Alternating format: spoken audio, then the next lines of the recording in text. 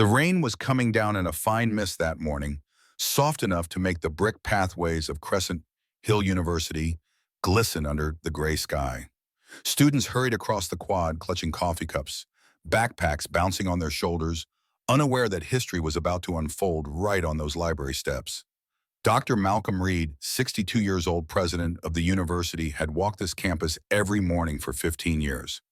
He was known for his steady presence, the kind of man who remembered names, who'd stop to ask a freshman how their first midterms went, who'd fight like hell in budget meetings so professors wouldn't lose their jobs. His navy blazer was pressed sharp, glasses perched on his nose, his stride calm and deliberate, like someone who'd learned long ago he didn't need to raise his voice to command a room. That calm was shattered when he saw the crowd. Students gathered in a tight circle near the library entrance, voices rising in fear and anger. Malcolm's eyes narrowed. He stepped closer, his polished shoes splashing through puddles, and there it was, a young black student, maybe 19, face pressed against the cold limestone wall, his backpack dumped open on the ground, notebooks soaked. "Keep your mouth shut," the cop barked. Officer Carl Madsen, mid-40s, stocky frame buzz cut, that swagger of someone who thought the badge made him untouchable. Malcolm's heart sank. He'd heard complaints about Madsen before, the way he singled out certain students, the intimidation tactics, but never this bold, this public. Officer Malcolm called out in his calm, commanding tone, "Is there a problem here?" Madsen turned sharply. His eyes flicked over Malcolm, taking in the blazer, the confident stance, and he smirked. "Step back, sir. Police business." Malcolm stopped a safe distance away, hands relaxed at his sides. "This is university property," he said evenly, "and that's one of our honor students. I'd like to understand what's happening." Something shifted in Madsen's face, irritation sparking like a live wire. "I don't care if you own the place," he snapped. "Move along before you become part of the problem." "Sir, that's the president," the trembling student whispered, voice barely audible. "That's Dr. Reed." Madsen either didn't hear or didn't care. His hand dropped to his cuffs. "Turn around," he barked, stepping closer to Malcolm. "Hands behind your back." The crowd gasped. Phones shot up, recording every second. Malcolm met Madsen's glare with a steady calm that seemed to only enrage the officer further. For a moment, Malcolm considered flashing a name, pulling strings, calling the police chief himself. But instead, he turned slowly and placed his hands behind his back with quiet dignity. The cuffs snapped shut. Students shouted in protest, some crying, others frantically dialing numbers. Madsen shoved Malcolm forward, his shoulders slamming against the patrol car's frame as he was guided inside. The crowd's outrage echoed in the misty air, but Madsen's smirk said it all. He thought he'd just reminded someone who's in charge. In the back seat, Malcolm leaned his head against the cold glass, steadying his breath. "Officer," he said softly, meeting Madsen's eyes in the rearview mirror. "Do you have children?" Madsen scoffed. "What's that got to do with anything?" "Just wondering if you've taught them about consequences," Malcolm murmured, his voice even. "How our actions ripple farther than we can see." "Save the lecture," Madsen muttered, slamming the door. "You'll have plenty of time to think about that at the station." What he didn't know was that Malcolm Reed's phone, now locked away in an evidence bag, was buzzing relentlessly. Dozens of calls, hundreds of texts, a web of influence, years in the making, was lighting up across the country.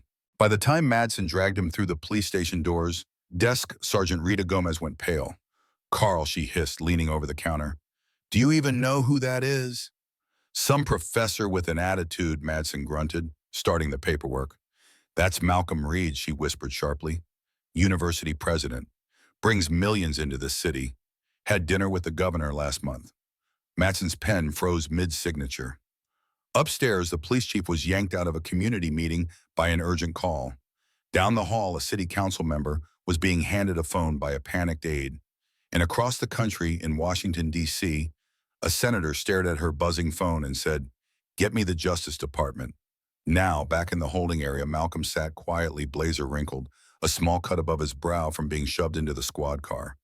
He didn't demand a phone call, didn't yell or threaten lawsuits.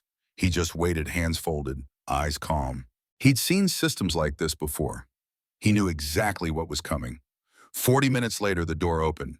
Dr. Reed, the chief, said, voice trembling, "You're free to go. There's been a misunderstanding."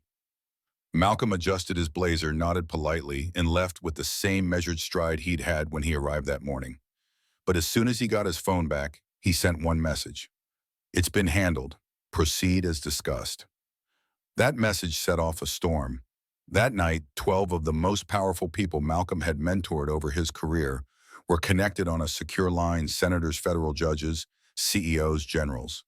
People who owed their success to his letters of recommendation, his guidance, his belief in them when no one else cared. "I've watched the footage," one judge said, her voice ice cold. "This wasn't just disrespect. It was an attack on dignity." "We're opening a civil rights investigation," another chimed in. A billionaire CEO cut in. "My company has 3 contracts with this city." All paused as of this morning. "This is bigger than Malcolm," Senator Avery Caldwell said, finally, her voice carrying weight over the line.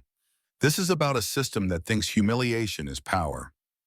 We're going to make this a lesson." The next morning, Officer Madsen walked into work like nothing had happened, unaware his access to the police database was already revoked.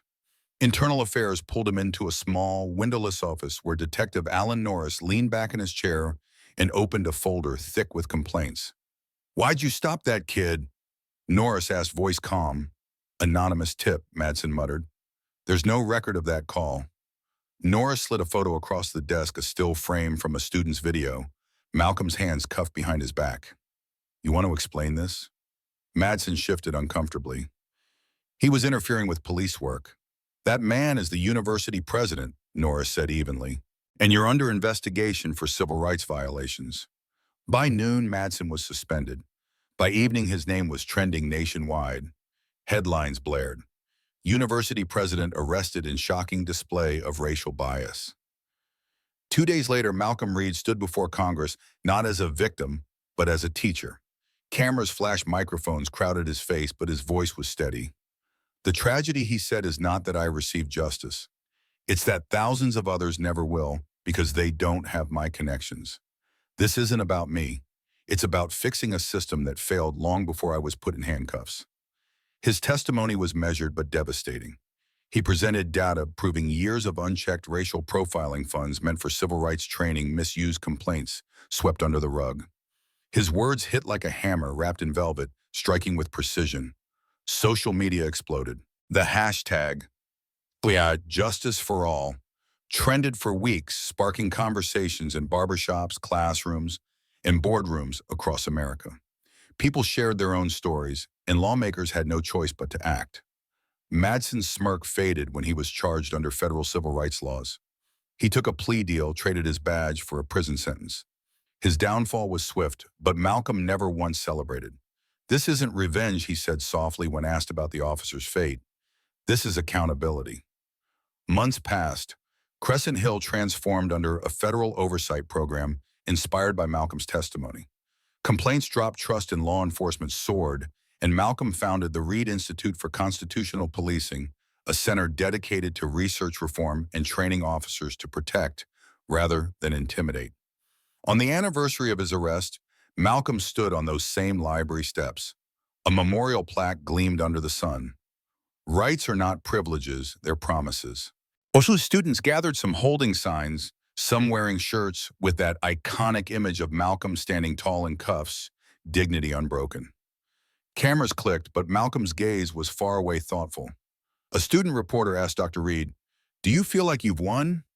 Malcolm smiled faintly. "Winning isn't the point," he said. "The point is to make sure no one else has to live that moment. If we've done that, we're on the right track." That night, while the world praised him as a hero, Malcolm sat in his quiet office looking out at the quad. The steps where he'd been humiliated now symbolized hope. But he knew better than anyone that systems don't change overnight. Somewhere out there, another kid was being profiled, another family was scared. Another officer thought the badge gave them a license to dominate. He leaned back, phone buzzing with congratulatory texts, and whispered to himself, "This is just the beginning." And maybe that's why his story still sparks arguments online. Was justice served? Was it only because Malcolm was powerful? Would the system have changed if he weren't? People debated in comment sections on talk shows over dinner tables. But that conversation, that discomfort, is part of the legacy he wanted. Because for Malcolm Reed, the quiet man in the navy blazer, justice wasn't a headline or a viral video. Justice was a promise worth fighting for, even if it meant standing calmly in handcuffs while the world watched. If this story made you feel something, anger, hope, frustration, drop your thoughts in the comments. Have you ever seen power abused like this?